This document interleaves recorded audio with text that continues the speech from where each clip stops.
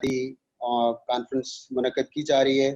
Professor Rana Aslam Pervez جو principal ہیں وہ ان کی صدارت میں ایٹ دا اینڈ وہ اپنے کنکلوڈنگ ریمارکس دیں گے. پروفیسر رانا اسلم پرویز صاحب. ہمارے آج کے دوسرے اسکالر ہیں professor doctor Faliha Zahra Kazmi, professor and chairperson of Persian department, Lahore college for women university. Professor Faliha Zahra Kazmi ایک ٹرو ریسرچر ہیں.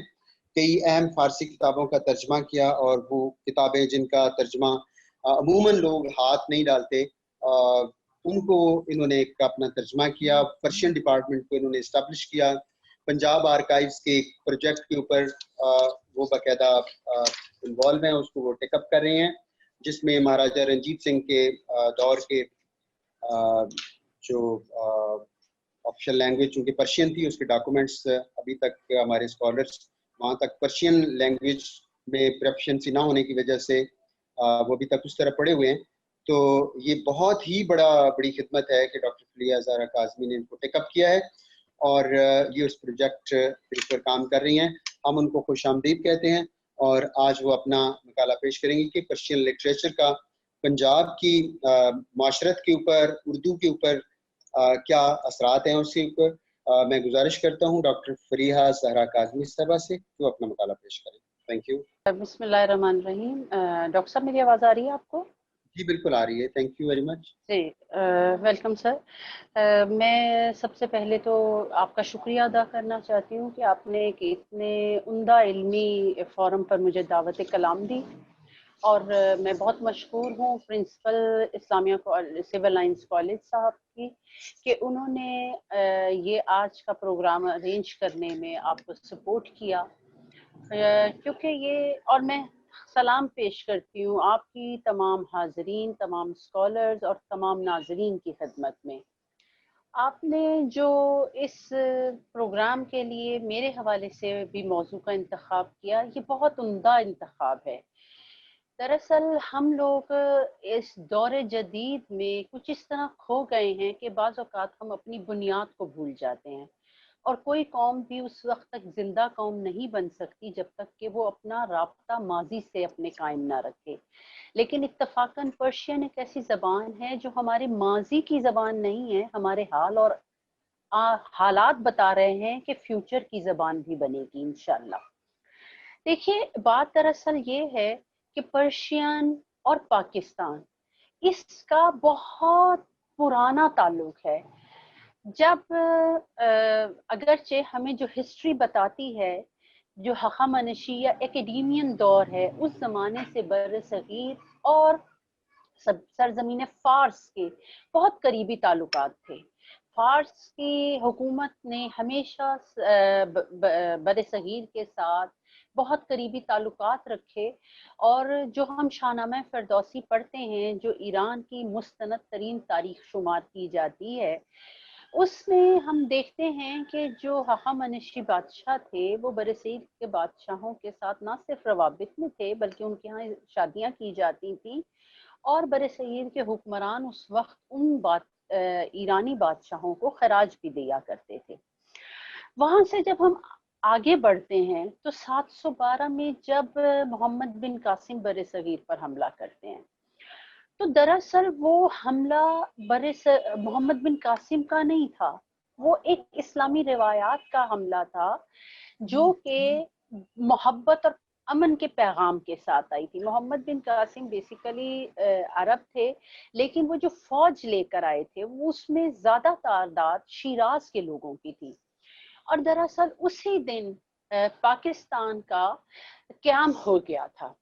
اور اگر ہم اس موضوع کو تاریخ کے حوالے سے بھی دیکھیں تو جو ان کے بعد محمد بن قاسم کے بعد غزنوی دور میں فارسی زبان, فارسی فرہنگ و تمدن, ثقافت نے جو برصغیر کے اوپر اپنا امپیکٹ دیا وہ بہترین تھا, اور ہم نے آہستہ آہستہ ایک نئی زبان کی طرف چل پڑے. اگرچہ سنسکرت اور پہلوی زبان یا اوستائی زبان کے اندر بھی قریبی تعلقات تھے، اور بہت سارے ایسے الفاظ موجود ہیں جو دونوں زبانوں میں مشترک ہیں، کیونکہ دونوں قومیں آریہ ہی ہیں۔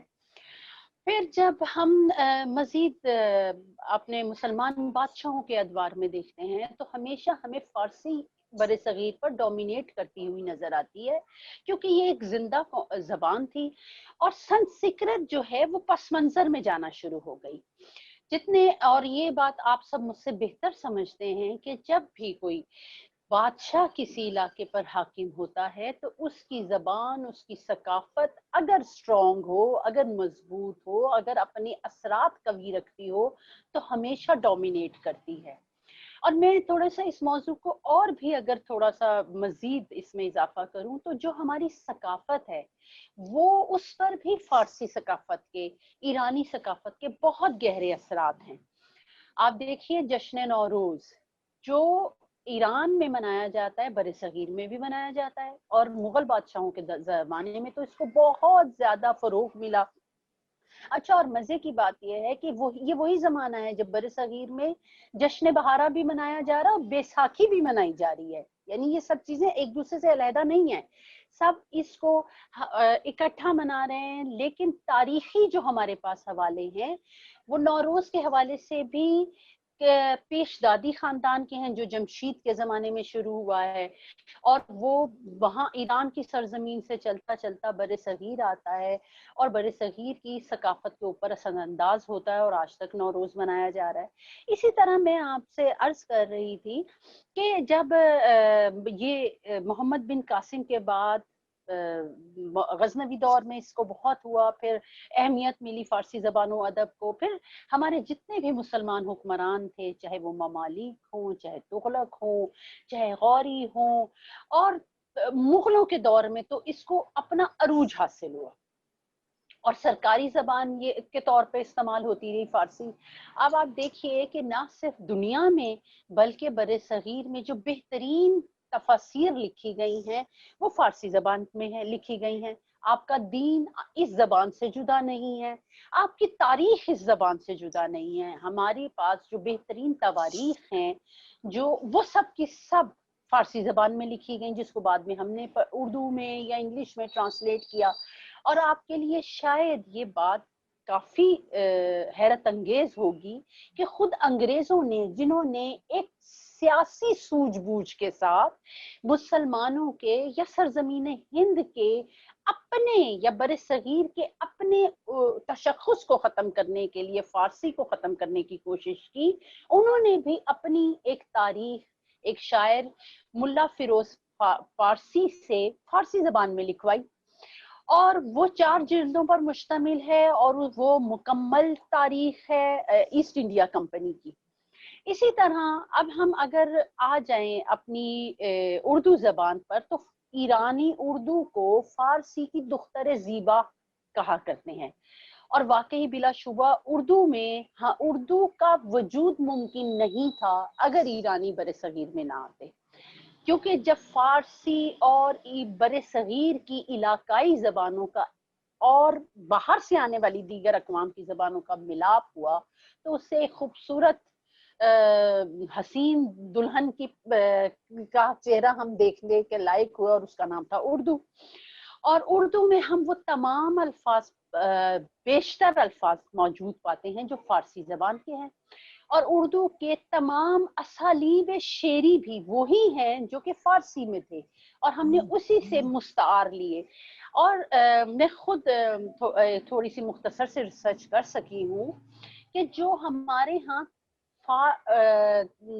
پوئٹک فارم میں تاریخ نویسی کا جو رواج ہے وہ شاہنامہ فردوسی سے بر صغیر میں آیا، اور وہ سب کا سب فارسی سے لیا گیا، ہم نے وہی انداز اپنایا، وہی روش اختیار کی جو فارسی میں تھی۔ ایون شاہنامہ فردوسی ہی کی پیروی میں لکھا گیا، اور اردو میں یہی ایک ایسی ہمارے پاس عمدہ منظوم تاریخ ہے جس کو ہم بہت خوبصورتی سے پیش کر سکتے ہیں۔ اسی طرح اگر ہم آ جاتے ہیں اپنی پنجابی زبان و ادب کی طرف، تو پنجابی زبان و ادب میں جہاں بھی ہم مشہور شعراء का जिक्र करते हैं, अगर हम बाबा बुल्ले शाह का जिक्र करें, सुल्तान बाहू का जिक्र करें, तो ये सब लोग फारसी शायरी से इंस्पायर्ड थे। आपको शायद ये जानकर खुशी हो कि खुद सुल्तान बाहू साहब का जो कलाम है, उनका जो बेहतरीन कलाम है वो फारसी जबान में है, और वो इस पर फख्र करते हैं। आपको अंदाजा वो है मुझसे बेहतर, खुद गालिब उर्दू के बेहतरीन शायर, वो कहते हैं कि मेरा उर्दू का जो मजमुआ कलाम है उसको आप छोड़ दें, फारसी बीन ख्वाब बीनी नक्श ये रंग रंग, कि जो मेरा फारसी का कलाम है जब आप उसको देखेंगे तो आपको उसमें इतनी अनवा अक़साम के रंग और खूबसूरती नजर आएंगी। बुक्स अज मजमुए उर्दू ये मान के भी रंग मनस, कि मेरे उर्दू के मजमुए से को आप निकाल दे अपने जहन से, क्योंकि उसका कोई रंग नहीं है, उसकी वो खूबसूरती नहीं है जो मेरे फारसी कलाम की है। अल्लामा इकबाल का कोई 75% जो कलाम है वो फारसी जबान में है, और मजे की बात यह है कि अल्लामा साहब फारसी जबान बोलते नहीं थे, लेकिन खुद फरमाते हैं कि मेरे ऊपर फारसी के अशआर उतरते थे, बिल्कुल इसी तरह कि जिस तरह कुरान उतरता है किसी पैगंबर रसूल खुदा सल्लल्लाहु अलैहि वसल्लम के ऊपर, लेकिन बहरहाल बिला तशबीह है ये, उन्होंने वो तशबीह वो नहीं इस्तेमाल की। फिर जब हम सिख दौर में पंजाब के आते हैं, तो देखिए ये बड़ी एक अजीब सी हमारे यहाँ कुछ मिथ्स मौजूद है कि शायद सिख दौर में बहुत काम ऐसे हुए जो कि इल्म की दुनिया से बहुत दूर थे, अगरचे ऐसा हरगिज नहीं है। खुद महाराजा रंजीत सिंह बेशक वो उस तरह से पढ़ने लिखने से कासिर थे, लेकिन उनके दरबार में बहुत सारी इल्मी शख्सियात मौजूद थी, और खुद रंजीत सिंह की जो तवारीख लिखी गई हैं वो 99.9% सब की सब फारसी जबान में है, जिसमें एक तारीख जो लिखी गई वो कश्मीर में लिखी गई है, और अहमद यार मरालवी ने उसको लिखा, पंजाब के वो शायर थे। या एक और तारीख शाहनामे कश्मीर जो, सॉरी मैं उसका जिक्र कर रही थी, कि खुद राजा सुखजीवन ने 7 शोरा को जमा किया और उनसे कहा कि रंजीत सिंह के दौर की तारीख को लिखें। अच्छा, अब इसमें इसके कुछ पोर्शन अभी भी मौजूद हैं जिनको थोड़ा सा मैं कंपाइल कर सकी, लेकिन मजीद लोगों के घरों में, यानी इंडियन ऑक्युपाइड कश्मीर में वो मौजूद हैं, श्रीनगर में लोगों के पास मौजूद है। लेकिन उस से हमें मालूम होता है कि इतनी मुफस्सल तफसीर है जिसके मुख्तलिफ अबवाब थे, जिसमें एक चैप्टर में उस दौर के तमाम शोरा का, फारसी शोरा का जिक्र किया गया, दूसरे चैप्टर में फारसी उलमा का जिक्र किया। उलमा से मुराद यहाँ हरगिज मौलवी और ऐसे हजरात नहीं, साहिब इल्म हजरात हैं। इसी तरह उस दौर की तारीख को डिफरेंट चैप्टर्स में मुकम्मल तौर पर जमा किया गया इसी जमाने में, और फिर रंजीत सिंह के हवाले से जो और दीगर जफरनामे लिखे गए। रंजीत सिंह के दरबार की जबान फारसी जबान रही। फिर एक और अहम चीज जो शायद बहुत कम लोग जिसके बारे में जानते हैं, वो जफरनामा गुरु गोबिंद सिंह है, यानी जो हमारे सिख भाई हैं उनके जो गुरु साहब थे, गुरु गोबिंद सिंह साहब, उनका जफरनामा है। मैं आज वो आपके यहाँ नहीं पढ़ूंगी क्योंकि अभी बहुत जल्द हमारा एक और सेमिनार होने लगा है जिसके हम होस्ट हैं, तो उसमें मैं वो इंशाल्लाह जफरनामा पढ़ के सुनाऊंगी कि प्योर पर्शियन में लिखा गया है, प्योर ईरानी स्टाइल में लिखा गया है, प्योर जो तारीखी रज़मिया सराई ईरान में होती है, बिल्कुल उसी तरह जैसे एक साहिब तौहीद लिखता है, अल्लाह ताला की तारीफ से वो शुरू किया जाता है, और उसके बाद वो तारीख है औरंगजेब के ज़माने की कि जब गुरु गोबिंद सिंह साहब औरंगजेब के साथ आमने सामने इनका एक तारीखी मार्का हुआ, और वो उस दौर की के बारे में बताते हैं। वो बहुत बेहतरीन तरीके से हमें औरंगजेब की पर्सनैलिटी के बारे में बताते हैं, क्योंकि देखिए ये जो तारीखी कुतब है ना, ये दरअसल असल बयानगर हैं शख्सियात की, असल बयानगर हैं उस दौर की, और सबसे बेहतरीन तारीख कुतुब वो शुमार की जाती हैं। डॉक्टर साहब आप मुझसे बेहतर समझते हैं कि जो कोई बादशाह ना लिखवाए, کوئی صاحب دربار نہ لکھوائے بلکہ کوئی شخص خود لکھے، کیونکہ اس میں پھر وہ جو خاص قسم کا ایک مزاج پایا جاتا ہے بادشاہ کی تعریف کا، وہ نہیں ہوتا اور بڑی پیور ہسٹری لکھی جاتی ہے۔ تو اس میں گرو گوبند سنگھ کا جو ظفر نامہ ہے وہ بہترین ہے اپنے دور کے حوالے سے، اور اس میں ہمیں سکھ دور کی روایات کے حوالے سے بہت کچھ دیکھنے کو اور سننے کو اور پڑھنے کو ملتا ہے۔ انشاءاللہ اگر آپ لوگ 18 تاریخ کو ہمیں جوائن کریں تو میں اس میں اس کا فارسی کلام خود پڑھ کر سناؤں گی۔ تو یہ بہت مختصر سی چیزیں میں آپ کی خدمت میں آج پیش کر سکی ہوں، اور میں ساتھ ہی ساتھ آپ کو یہ بھی بتاتی چلوں کہ بہت سارے فارسی باستان پہلوی کے الفاظ ایسے تھے کہ جو پیور پنجابی زبان میں بھی موجود ہے، جیسے کہ پتر کا لفظ ہے وہ پرشین میں بھی استعمال کیا جاتا ہے، اور اسی طرح وہ پنجابی زبان میں بھی استعمال کیا جاتا ہے۔ بہرحال میں اپنی اس کو مختصر کروں گی اس گفتگو کو، کیونکہ بنیادی طور پہ یہ کوئی مقالہ نہیں ہے، میں بہت مقالے کی صورت میں گفتگو کرنے کی عادی نہیں ہوں، مجھے ہمیشہ پسند ہے کہ ہم عام لہجے میں اپنی آڈینس سے بات کریں تاکہ لوگ ہمارے ساتھ کنیکٹ کر سکیں۔ میں ایک دفعہ پھر ڈاکٹر صاحب آپ کا بہت شکریہ ادا کرنا چاہتی ہوں، میں بہت شکر گزار ہوں پرنسپل صاحب کی اور تمام آڈینس کی جنہوں نے میری گفتگو کو سنا، اور آپ کی سماعتوں کو اگر میں نے خراش کیا تو معذرت خواہ ہوں۔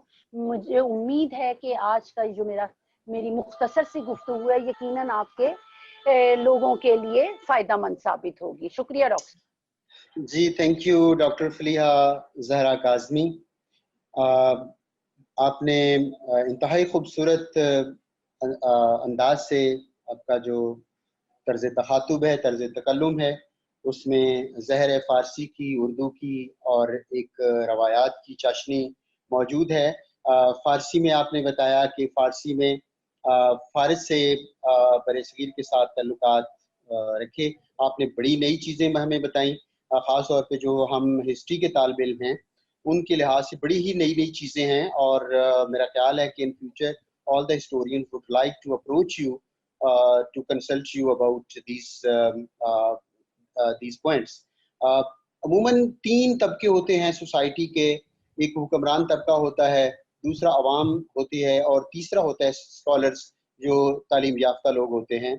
تو آپ نے اس کو بتایا کہ ان تینوں لوگوں کا جو ہے وہ امپیکٹ، انفلوئنس برصغیر میں موجود تھا، اور یہ آپ نے بالکل نئی ہمارے لیے بات کی کہ جو محمد بن قاسم کی فوج میں زیادہ تر جو لوگ ہیں وہ شیراز سے تھے، جو 712 میں، اور اس کے علاوہ جو فارسی الفاظ ہیں، اردو، تاریخ، مذہب، ثقافت، ادب، ہسٹوریوگرافی، پنجابی پوئٹری، مہاراجہ رنجیت سنگھ کی ظفر نامہ، ایسے لگتا ہے کہ پوری آپ کی دسترس موجود ہے۔ آپ نے بہت انلائٹن کیا، آپ کی بہت مہربانی کہ آپ نے اتنا خوبصورت مقالہ پیش کیا، اور امید ہے کہ ہمارے جو اسکالرس ہیں، جو ہسٹورین ہیں، وہ آپ سے بہت زیادہ مستفیض ہوئے ہوں گے، اور انشاءاللہ فیوچر میں بھی آپ سے ان کا رابطہ رہے گا۔ 18 تاریخ کو آپ کی کانفرنس ہے، اور پرشین کا انفلوئنس پنجابی کے اوپر، پنجابی ادب کے اوپر، اس طرح، یا سکھزم کے اوپر، سکھ اسٹڈیز کے اوپر جو پرشین کا امپیکٹ کیا ہے، یہ کانفرنس ہے، اور پارٹیسپینٹ سے گزارش ہے تو اس کو ضرور۔ جی سوری، میں کہی تھی کہ اس کا ٹاپک ہے impact of Persian language and literature on the Sikh ایرا۔ دا سکھ ایرا، ویری گڈ۔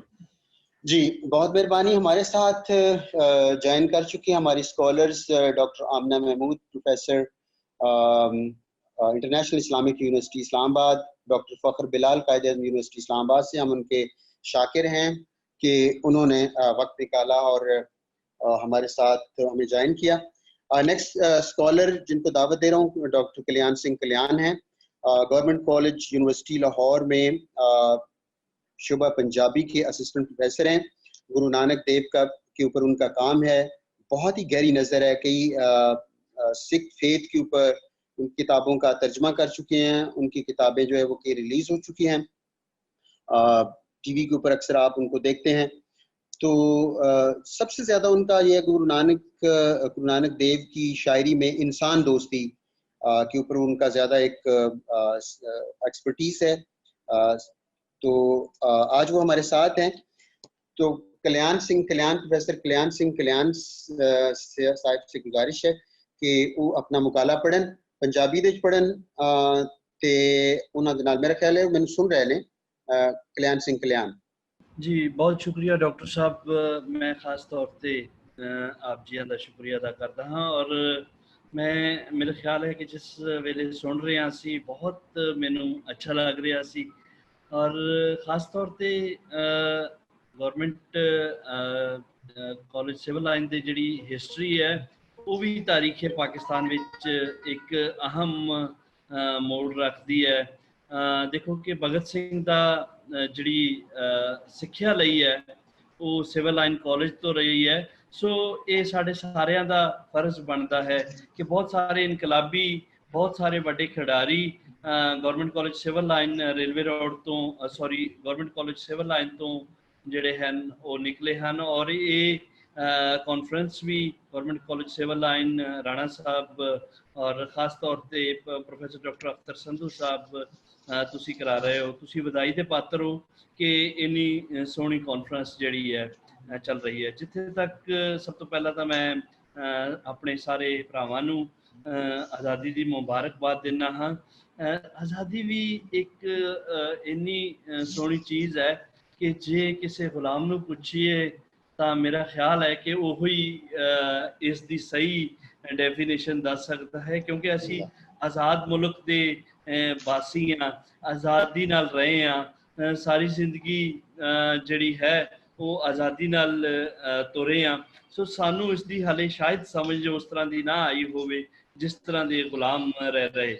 ਔਰ ਮੈਂ ਖਾਸ ਤੌਰ ਤੇ ਅੱਜ ਦੇ ਵਿੱਚ ਪ੍ਰੋਗਰਾਮ ਵਿੱਚ ਉਹ ਮਸ਼ਰਕੀ ਪੰਜਾਬ 'ਚ ਰਹਿਣ ਵਾਲੇ ਸਿੱਖਾਂ ਨੂੰ, ਕਸ਼ਮੀਰੀ ਭਰਾਵਾਂ ਨੂੰ, ਨਾਗਾਲੈਂਡ ਵਾਲਿਆਂ ਨੂੰ, ਤਾਮਿਲਾਂ ਨੂੰ, ਜਿਹੜੇ ਇਸ ਵੇਲੇ ਬਹੁਤ ਗੁਲਾਮੀ ਦੀ ਜ਼ਿੰਦਗੀ ਬਸਰ ਕਰ ਰਹੇ ਹਨ ਔਰ ਜਿਨ੍ਹਾਂ ਦੇ ਕੋਈ ਵੀ ਚੀਜ਼ ਜਿਹੜੀ ਹੈ ਉਹ ਮਹਿਫੂਜ਼ ਨਹੀਂ ਹੈ। ਦੁਨੀਆ ਭਰ ਦੇ ਵਿੱਚ ਬਹੁਤ ਸਾਰੀਆਂ ਐਸੀਆਂ ਤਹਿਰੀਕਾਂ ਚੱਲ ਰਹੀਆਂ ਹਨ ਜਿਹੜੀਆਂ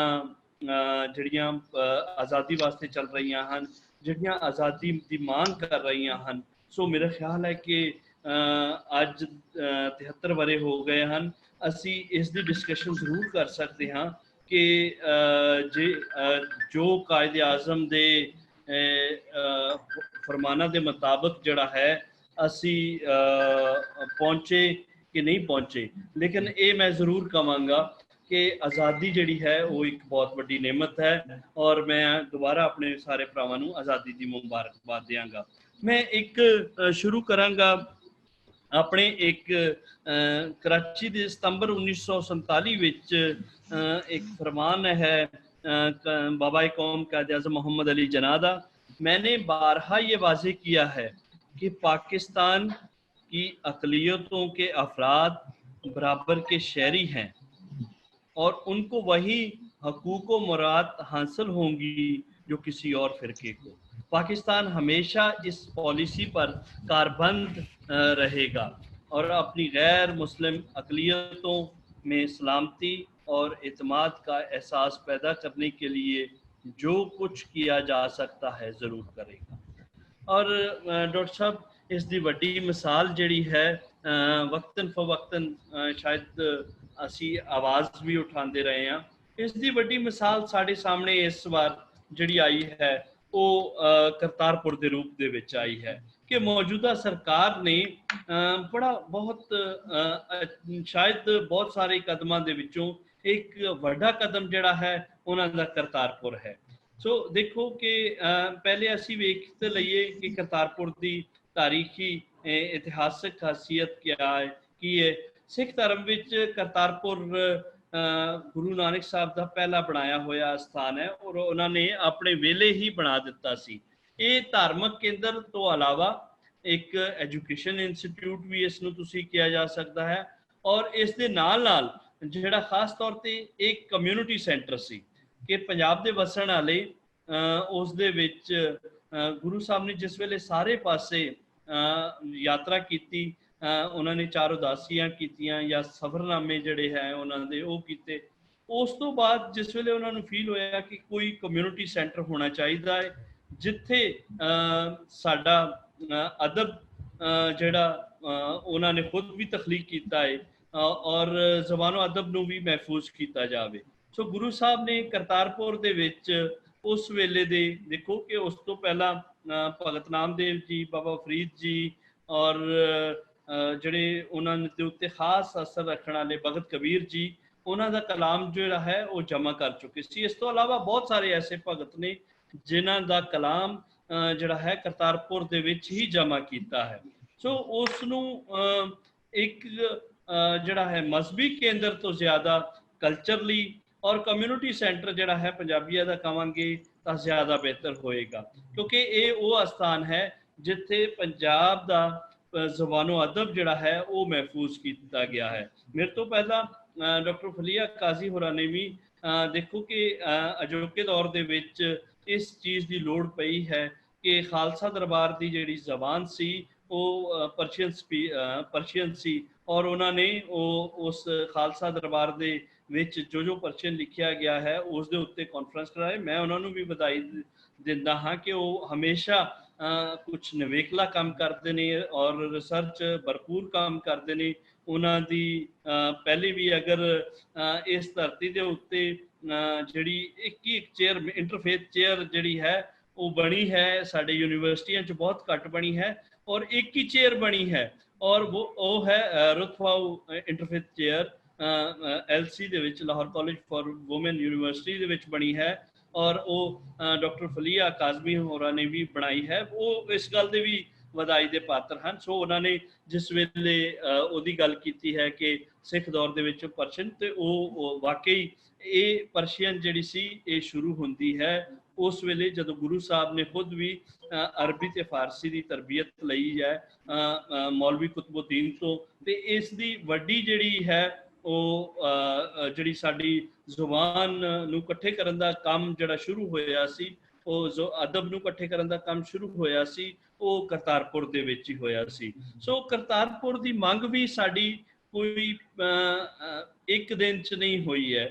ਮੈਂ ਬਹੁਤ ਸਾਰੇ ਲੋਕਾਂ ਨੂੰ ਕ੍ਰੈਡਿਟ ਦਿਆਂਗਾ ਇਸ ਗੱਲ ਦਾ, ਉਹਨਾਂ ਵਿੱਚੋਂ ਜਿਹੜਾ ਹੈ ਸਾਬਕਾ ਸਰਕਾਰਾਂ ਵੀ ਸ਼ਾਮਲ ਨੇ ਜਿਨ੍ਹਾਂ ਵਿੱਚ ਖਾਸ ਤੌਰ ਤੇ ਪਰਵੇਜ਼ ਦੇ ਮੁਸ਼ਰਫ ਦੇ ਦੌਰ ਦੇ ਵਿੱਚ ਪਰਵੇਜ਼ ਇਲਾਹੀ ਹੋਰਾਂ ਨੇ ਬੜੀ ਮਿਹਨਤ ਕੀਤੀ ਸੀ ਇਸ ਵਾਸਤੇ ਔਰ ਉਹਨਾਂ ਨੇ ਸਾਡੀ ਪਾਕਿਸਤਾਨ ਇਦਾਰਿਆਂ ਨੂੰ ਖਾਸ ਤੌਰ ਤੇ ਉਹਨਾਂ ਨੂੰ ਮਜਬੂਰ ਕੀਤਾ, ਉਹਨਾਂ ਨੂੰ ਸਮਝਾਇਆ ਕਿ ਇਹ ਸਾਡੇ ਵਾਸਤੇ ਕਿਵੇਂ ਸੋਨੇ ਦੀ ਚਿੜੀਆ ਬਣ ਸਕਦੀ ਹੈ।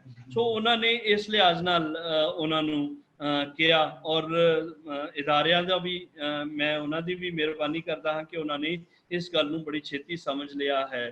ਸੋ ਉਸ ਤੋਂ ਬਾਅਦ ਅਗਰ ਤੁਸੀਂ ਜਿੰਨੇ ਵੀ ਦੌਰ ਆਏ ਹਨ ਸਿਆਸੀ ਤੌਰ ਤੇ ਉਹਨਾਂ ਨੇ ਇਸ ਦੀ ਮੁਖਾਲਫਤ ਨਹੀਂ ਕੀਤੀ ਔਰ ਆਸਤਾ ਆਸਤਾ ਇਸ ਗੱਲ ਨੂੰ ਜਿਹੜਾ ਹੈ ਕੋਈ ਇੱਕ ਬੰਦਿਆ ਵੀ ਨਹੀਂ ਹੈ ਕਿ ਅਸੀਂ ਇੱਕ ਬੰਦੇ ਨੂੰ ਹੀ ਕਹਿ ਦਈਏ ਕਿ ਕਰਤਾਰਪੁਰ ਜਿਹਦੇ ਵਿੱਚ ਉਹ ਸਿਰਫ ਉਹਨਾਂ ਦਾ ਹੱਥ ਹੈ, ਬਹੁਤ ਸਾਰੇ ਹੱਥ ਨੇ।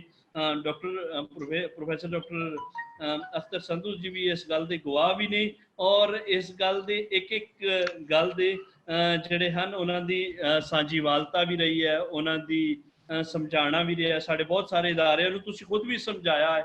ਅਗਰ ਤੁਹਾਨੂੰ ਯਾਦ ਹੋਵੇ ਖਾਰੀਆਂ ਕੈਂਟ ਦੇ ਵਿੱਚ ਅਸੀਂ ਇੱਕ ਲੈਕਚਰ ਦੇਣ ਗਏ ਸੀ ਤਾਂ ਉਸ ਵੇਲੇ ਇੱਕ ਵੱਡੀ ਤਾਦਾਦ ਦੇ ਵਿੱਚ ਜਿਹੜੇ ਸਾਡੇ ਇੱਕ ਇਦਾਰੇ ਦੇ ਆਫੀਸਰ ਸਨ, ਸਾਨੂੰ ਉਹਨਾਂ ਨੂੰ ਸਮਝਾਉਣਾ ਪਿਆ ਸੀ।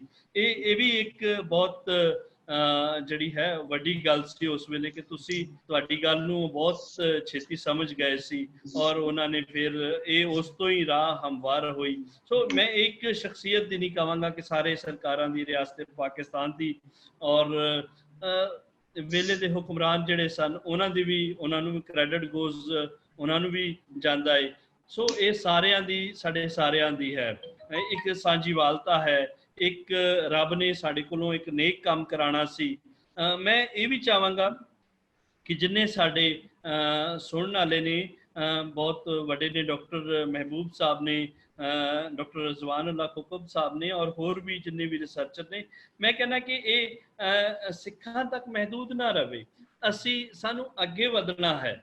ਔਰ ਪਾਕਿਸਤਾਨ ਨੂੰ ਜੇ ਤਰੱਕੀ ਅਸੀਂ ਦੇਣੀ ਹੈ ਤਾਂ ਮੇਰਾ ਖਿਆਲ ਹੈ ਕਿ ਸਾਨੂੰ ਜਿਹੜਾ ਹੈ ਬੁੱਧਿਸਟ ਧਰਮ ਦੇ ਜਿਹੜੇ ਵੱਡੇ ਕੇਂਦਰ ਹਨ, ਜਿਹੜੇ ਵੱਡੀਆਂ ਥਾਵਾਂ ਹਨ, ਸਾਨੂੰ ਉਹਨਾਂ ਨੂੰ ਖੋਲ੍ਹਣਾ ਪਏਗਾ। ਸਾਨੂੰ ਗੰਧਾਰਾ ਯੂਨੀਵਰਸਿਟੀ ਜਿਹੜੀ ਹੈ ਉਸ ਦੀ ਗੱਲ ਕਰਨੀ ਪਏਗੀ, ਹਰ ਥਾਂ ਦੇ ਉੱਤੇ ਗੱਲ ਕਰਨੀ ਪਏਗੀ। ਜਿਵੇਂ ਡਾਕਟਰ ਸਾਹਿਬ ਤੁਸੀਂ ਗੁਰੂ ਨਾਨਕ ਯੂਨੀਵਰਸਿਟੀ ਦੀ ਗੱਲ ਕੀਤੀ ਹੈ ਔਰ ਦਿਨ ਰਾਤ ਤੁਸੀਂ SOPs ਉਹਨਾਂ ਦੇ ਬਣਾਏ, ਉਹਨਾਂ ਦੇ ਰੂਲ ਐਂਡ ਰੈਗੂਲੇਸ਼ਨ ਬਣਾਏ, ਇਸ ਤਰ੍ਹਾਂ ਸਾਨੂੰ ਗੰਧਾਰਾ ਯੂਨੀਵਰਸਿਟੀ ਦੀ ਵੀ, ਪਾਕਿਸਤਾਨ ਦੀ ਤਰੱਕੀ ਦਾ ਰਾਜ਼ ਜਿਹੜਾ ਹੈ ਉਹ ਗੰਧਾਰਾ ਯੂਨੀਵਰਸਿਟੀ ਹੈ, ਕਿਉਂਕਿ ਇਹਦੇ ਵਿੱਚ ਬਹੁਤ ਜ਼ਿਆਦਾ ਰਿਸਰਚ ਹੋ ਸਕਦੀ ਹੈ, ਬਹੁਤ ਲੋਕ ਇੱਥੇ ਆ ਸਕਦੇ ਹਨ। ਉਸ ਦੇ ਨਾਲ ਨਾਲ ਜਿਹੜਾ ਹੈ ਸਾਡਾ, ਅਗਰ ਤੁਸੀਂ ਹਿੰਦੂ ਧਰਮ ਦੇ ਬਹੁਤ ਜ਼ਿਆਦਾ ਐਸੇ ਅਸਥਾਨ ਹਨ ਕਿ ਜਿਨ੍ਹਾਂ ਨੂੰ ਖੋਲ੍ਹਣ ਨਾਲ ਮੇਰਾ ਖਿਆਲ ਹੈ ਕਿ ਮੈਂ ਇੱਕ ਇਹ ਗੱਲ ਕਹਾਂਗਾ ਕਿ ਉਸ ਨੂੰ ਖੋਲ੍ਹਣ ਨਾਲ ਪਾਕਿਸਤਾਨ ਦੇ ਬਹੁਤ ਜ਼ਿਆਦਾ ਕਰਜ਼ੇ ਲੱਥ ਸਕਦੇ, ਸਿਰਫ ਖੋਲ੍ਹਣ ਨਾਲ ਬਹੁਤ ਜ਼ਿਆਦਾ ਕਰਜ਼ੇ ਲੱਥ ਸਕਦੇ ਹਨ। ਸੋ ਸਾਨੂੰ ਇਹਨਾਂ ਸਾਰੀਆਂ ਪਵਿੱਤਰ ਥਾਵਾਂ ਦੀਆਂ, ਚਾਹੇ ਉਹ ਕਿਸੇ ਵੀ ਮਜ਼ਹਬ ਨਾਲ ਹੋਣ, ਸਾਨੂੰ ਹੁਣ ਖੋਲ੍ਹਣ ਦੀ ਜਿਹੜੀ ਹੈ ਉਹ ਗੱਲ ਕਰਨੀ ਚਾਹੀਦੀ ਹੈ। ਐਜ਼ ਏ ਹਿਸਟੋਰੀਅਨ ਸਾਨੂੰ ਇਹਨਾਂ ਸਾਰੀਆਂ ਥਾਵਾਂ ਦੀ ਗੱਲ ਕਰਨੀ ਚਾਹੀਦੀ ਹਨ, ਦੱਸਣਾ ਪੈਣਾ ਹੈ। ਮੈਂ ਪਿਛਲੇ ਦਿਨੋਂ ਇੱਕ ਗੁਰਦੁਆਰਾ ਨਾਨਕਿਆਣਾ ਸਾਹਿਬ ਜਿਹੜਾ ਸਕਰਦੂ ਵਿੱਚ ਹੈ, ਤਾਂ ਮੈਂ ਉੱਥੇ ਗਿਆ।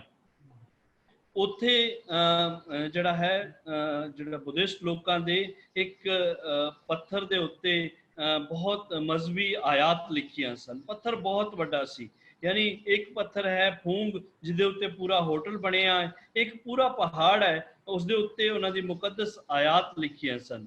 ਸੋ ਉਸ ਨੂੰ ਬੜੀ ਬੇਦਰਦੀ ਨਾਲ ਖੁਰਚਿਆ ਗਿਆ ਸੀ। ਤੇ ਮੈਂ ਜਿਸ ਵੇਲੇ ਮੇਰੀ ਖੁਸ਼ੀ ਉਸ ਵੇਲੇ ਹੋਈ ਕਿ ਉੱਥੇ ਜਿਹੜੇ ਮੋਸਟਲੀ CSP ਆਫੀਸਰ ਸਨ ਉਹ ਰਾਵੀਆਨ ਸਨ। ਮੈਂ ਉਹਨਾਂ ਨਾਲ ਮੁਲਾਕਾਤ ਕੀਤੀ, ਉਹਨਾਂ ਨੂੰ ਦੱਸਿਆ ਕਿ ਯਾਰ ਇਹ ਉੱਥੇ ਦੀ ਯੂਨੀਵਰਸਿਟੀ ਦੇ ਵਿੱਚ ਲੈਕਚਰ ਦਿੱਤਾ, ਤੇ ਫਿਰ ਉੱਥੇ ਦੀ ਗਰਲਜ਼ ਕਾਲਜ ਦੇ ਵਿੱਚ ਲੈਕਚਰ ਦਿੱਤਾ, ਔਰ ਉਹਦੇ ਵਿੱਚ ਇਸ ਚੀਜ਼ ਦੇ ਉੱਤੇ ਆਵਾਜ਼ ਚੁੱਕੀ ਕਿ ਤੁਸੀਂ ਆਪਣੇ ਵਿਰਸੇ ਨੂੰ ਜਿਹੜਾ ਹੈ ਉਹ ਖੁਦ ਬਚਾਉਣਾ ਹੈ। ਸਾਨੂੰ ਡਾਕਟਰ ਸਾਹਿਬ ਅਸੀਂ ਕਿਸੇ ਵੱਲ ਵੇਖਣਾ ਨਹੀਂ ਹੈ ਕਿ ਮੈਂ ਸਮਝਦਾ ਹਾਂ ਕਿ ਹੁਣ ਵੀ ਸਾਡੀ ਸਮਾਜੀ ਤੌਰ ਤੇ ਸਾਡੀ ਸੋਚ ਇਹੋ ਹੀ ਹੁੰਦੀ ਹੈ ਕਿ ਬਾਬਰੀ ਮਸਜਿਦ ਦੀ ਜਗ੍ਹਾ ਤੇ ਰਾਮ ਮੰਦਿਰ ਜਿਹੜਾ ਬਣ ਰਿਹਾ ਹੈ ਉਹ ਆਪਣੇ ਵਿਰਸੇ ਨੂੰ ਤਬਾਹ ਕਰ ਰਹੇ ਹਨ। ਉਹ ਮਸਜਿਦ ਨੂੰ ਨਹੀਂ ਕੁਝ ਕਹਿ ਰਹੇ, ਉਹ ਮਸਜਿਦ ਜਿਹੜੀ ਹੈ ਬਾਬਰੀ ਮਸਜਿਦ ਉਹ ਉਹਨਾਂ ਦਾ ਵਿਰਸਾ ਹੈ, ਅਨਮੋਲ ਵਿਰਸਾ ਹੈ। ਉਸ ਵਿਰਸੇ ਤੋਂ ਉਹ ਬਹੁਤ ਕੁਝ ਕਮਾ ਸਕਦੇ ਹਨ, ਕਈ ਰਾਮ ਮੰਦਿਰ ਬਣਾ ਸਕਦੇ ਹਨ। ਇਹ ਉਹਨਾਂ ਦੀ ਗਲਤ ਫਹਿਮੀ ਹੈ ਕਿ ਇਸ ਵਿਰਸੇ ਨਾਲ ਜਾਂ ਇੱਕ ਬਾਬਰੀ ਮਸਜਿਦ ਦੇ ਘਟ ਜਾਣ ਨਾਲ ਕੋਈ ਇਸਲਾਮ ਧਰਮ ਨੂੰ ਕੋਈ ਖਤਰਾ ਨਹੀਂ ਪੈ ਸਕਦਾ ਹੈ, ਕੋਈ ਫਰਕ ਨਹੀਂ ਆ ਸਕਦਾ ਹੈ। ਲੇਕਿਨ ਇਹ ਜਿਹੜੀ ਉਹਨਾਂ ਦੀ ਜ਼ਹਿਨੀਅਤ ਹੈ ਉਸ ਦੀ ਵਜ੍ਹਾ ਤੋਂ ਉਹਨਾਂ ਦੇ ਆਪਣੇ ਸਕੂਲ ਆਫ ਥਾਟ ਨੂੰ, ਉਹਨਾਂ ਦੇ ਆਪਣੇ ਮੁਲਕ ਨੂੰ, ਉਹਨਾਂ ਦੀ ਆਪਣੇ ਧਰਮ ਨੂੰ ਖਤਰਾ ਪੈ ਜਾਏਗਾ। ਇਹ ਉਹਨਾਂ ਦੀ ਸਾਡੀ ਬਦਕਿਸਮਤੀ ਹੈ ਕਿ ਸਾਡੇ ਹੀ ਏਜ ਦੇ ਵਿੱਚ ਇਹ ਸਾਰਾ ਕੁਝ ਹੋ ਰਿਹਾ ਹੈ। ਸ਼ਾਇਦ ਅਸੀਂ ਆਪਣੇ ਅੱਖਾਂ ਦੇ ਸਾਹਮਣੇ ਨਾ ਵੇਖ ਸਕੀਏ ਇਹੋ ਜਿਹੇ ਹਾਲ, ਲੇਕਿਨ ਮੈਂ ਆਪਣੀ ਕੌਮ ਨੂੰ ਇਸ ਗੱਲ ਦੀ ਮੁਬਾਰਕਬਾਦ ਦਿਆਂਗਾ ਜਿਨ੍ਹਾਂ ਨੇ ਭਰਪੂਰ ਅੰਦਾਜ਼ ਨਾਲ ਰਾਮ ਮੰਦਿਰ ਬਣਾਉਣ ਦਾ ਬਾਈਕਾਟ ਕੀਤਾ ਹੈ ਹਿੰਦੁਸਤਾਨ ਦੇ ਵਿੱਚ ਰਹਿ ਕੇ। ਇਹ ਵਧਾਈ ਦੇ ਪਾਤਰ ਹਨ। ਔਰ ਮੈਂ ਇਹ ਵੀ ਕਹਾਂਗਾ ਕਿ ਇਸ ਤਰ੍ਹਾਂ ਦੀਆਂ ਚੀਜ਼ਾਂ ਜਿਹੜੀਆਂ ਹਨ ਉਹ ਸਾਡੀ ਸਮਾਜੀ ਤੌਰ ਤੇ ਸਾਡੇ ਵਿੱਚ ਇੰਤਸ਼ਾਰ ਪੈਦਾ ਕਰਦੀਆਂ ਹਨ। ਸੋ ਮੈਂ ਇਸ ਇੰਤਸ਼ਾਰ ਤੋਂ ਬਚਣ ਵਾਸਤੇ ਜਿਹੜਾ ਕੁਝ ਸਾਡੇ ਕੋਲ ਵਿਰਸਾ ਹੈ ਅਸੀਂ ਉਸ ਵਿਰਸੇ ਦੀ ਸੰਭਾਲ ਕਰਨੀ ਹੈ ਔਰ ਉਸ ਵਿਰਸੇ ਨੂੰ ਨਾਲ ਲੈ ਕੇ ਚੱਲਣਾ ਹੈ। ਅੱਜ ਕਰਤਾਰਪੁਰ ਖੁੱਲ ਰਿਹਾ ਹੈ, ਕੱਲ ਅਸੀਂ ਬੁੱਧਿਸਟ ਦੇ ਪਵਿੱਤਰ ਅਸਥਾਨ ਤੇ ਹਿੰਦੂਆਂ ਦੇ ਪਵਿੱਤਰ ਮੰਦਿਰ ਜਿਹੜੇ ਹਨ, ਖਾਸ ਤੌਰ ਤੇ ਕਟਾਸ ਰਾਜ ਜਿਹੜਾ ਹੈ ਉਸ ਨੂੰ ਖੋਲਣ ਦੀ ਮੰਗ ਵੀ ਕਰਾਂਗੇ। ਆਸਤਾ ਆਸਤਾ ਇਹ ਮੁਆਸ਼ਰਾ ਜਿਹੜਾ ਹੈ ਉਹ ਇਸ ਨੂੰ ਆਪਣਾ ਹੀ ਵਿਰਸਾ ਸਮਝੇਗਾ। ਜਿਵੇਂ ਕਰਤਾਰਪੁਰ ਦੇ ਉੱਤੇ ਮੈਂ ਪੂਰੀ ਰਿਆਸਤ ਨੂੰ, ਪੂਰੀ ਕੌਮ ਦਾ ਜਿਹੜਾ ਹੈ ਹਮੇਸ਼ਾ ਅਹਿਸਾਨਮੰਦ ਰਵਾਂਗਾ ਕਿ ਉਹਨਾਂ ਨੇ ਇਸ ਕਰਤਾਰਪੁਰ ਖੋਲਣ ਦੇ ਉੱਤੇ ਸਾਡੇ ਮਜ਼ਹਬੀ ਤਬਕੇ ਨੇ ਵੀ, ਕਿਸੇ ਨੇ ਵੀ ਕੋਈ ਪ੍ਰੋਬਲਮ ਨਹੀਂ ਕੀਤੀ ਹੈ। ਔਰ ਮੈਂ ਮਹਿਸੂਸ ਕਰਦਾ ਹਾਂ ਕਿ ਮੇਰੀ ਕੌਮ ਦਾ ਮੇਰੇ ਤੇ ਇਹ ਬਹੁਤ ਵੱਡਾ ਅਹਿਸਾਨ ਹੈ। ਔਰ ਮੈਂ ਆਖਰ ਦੇ ਵਿੱਚ ਇਹੋ ਹੀ ਕਹਾਂਗਾ ਕਿ ਕਰਤਾਰਪੁਰ ਦੇ ਨਾਲ ਜਿਹੜਾ ਹੈ ਉਹ ਸਾਡਾ ਮੁਸਬਤ ਚਿਹਰਾ ਆਇਆ ਹੈ, ਸਾਡੀ ਇਸ ਦੇ ਨਾਲ ਤਰੱਕੀ ਦਾ ਇੱਕ ਬਾਬ ਖੁੱਲਿਆ ਹੈ। ਸੋ ਸਾਨੂੰ ਇਸ ਤਰ੍ਹਾਂ ਦੇ ਕਈ ਬਾਬ ਖੋਲਣ ਦੀ ਜ਼ਰੂਰਤ ਹੈ। ਮੈਂ ਚਾਹਾਂਗਾ ਕਿ ਡਾਕਟਰ ਸਾਹਿਬ ਤੁਸੀਂ ਜਿਹੜਾ ਹੈ ਇਸ ਦੇ ਉੱਤੇ ਵਿਸਤਾਰ ਨਾਲ ਫਿਰ ਗੱਲ ਕਰੋ। ਜੀ ਥੈਂਕ ਯੂ ਪ੍ਰੋਫੈਸਰ ਕਲਿਆਣ ਸਿੰਘ ਕਲਿਆਣ ਸਾਹਿਬ। ਉਹਨਾਂ ਨੇ ਬੜੀ ਖੂਬਸੂਰਤ ਅੰਦਾਜ਼ ਨਾਲ ਜਿਹੜੇ ਕਿ ਮੈਂ ਕਹਾਂਗਾ ਕਿ ਚੈਂਪੀਅਨ ਆਫ ਪਾਕਿਸਤਾਨੀ ਨੈਸ਼ਨਲਿਜ਼ਮ, ਬਹੁਤ ਵਿਦਵਾਨ ਨੇ ਔਰ ਬੜੇ ਗਿਆਨੀ ਨੇ। ਔਰ ਇਹ ਵੀ ਜਿਹੜੇ ਸਾਡੇ ਸੁਣਨ ਵਾਲੇ ਨੇ ਉਹਨਾਂ ਨੂੰ ਦੱਸ ਦਈਏ, ਸਿੱਖੀਜ਼ਮ ਦਾ ਬੁਨਿਆਦੀ ਜਿਹੜਾ ਫਲਸਫਾ ਹੈ ਉਹ ਹੈਗਾ ਇੱਕ ਮਜ਼ਲੂਮ ਦੀ ਮਦਦ ਕਰਨਾ। ਤੇ ਜਿਹੜੇ ਗਿਆਨੀ ਹਰਪ੍ਰੀਤ ਸਿੰਘ ਜਿਹੜੇ ਅਕਾਲ ਤਖਤ ਦੇ ਇੰਚਾਰਜ ਨੇ ਅੱਜ ਕੱਲ੍ਹ, ਉਹਨਾਂ ਨੇ ਇੱਥੇ ਕਰਤਾਰਪੁਰ ਦੇ ਇਫਤਤਾਹ ਨਾਲ ਤੇ ਆਖਿਆ ਸੀ ਕਿ ਕਸ਼ਮੀਰ ਦੇ ਮਜ਼ਲੂਮ ਨੇ, ਸਾਡਾ ਧਰਮ ਕਹਿੰਦਾ ਹੈ ਕਿ ਅਸੀਂ ਉਹਨਾਂ ਦੀ ਮਦਦ ਕਰੀਏ। ਤੇ ਬੜਾ ਵੱਡਾ ਬਿਆਨ ਸੀ ਇਹ, ਕੋਈ ਆਮ ਬਿਆਨ ਨਹੀਂ ਸੀਗਾ।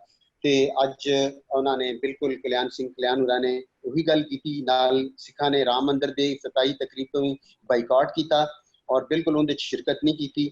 ਔਰ ਬੜੀ ਖੂਬਸੂਰਤੀ ਨਾਲ ਜਿਹੜਾ ਹੈਰੀਟੇਜ ਹੈ ਉਹਨੂੰ ਕਿਹਾ ਕਿ ਬਾਬਰੀ ਮਸਜਿਦ ਢਾਣ ਨਾਲ ਭਾਰਤ ਨੇ ਆਪਣਾ ਇੱਕ ਵਿਰਸਾ ਗਵਾਇਆ ਔਰ ਪੂਰੀ ਦੁਨੀਆ ਦੇ ਉੱਤੇ ਉਹਦੀ ਨਿੰਦਿਆ ਕੀਤੀ ਗਈ।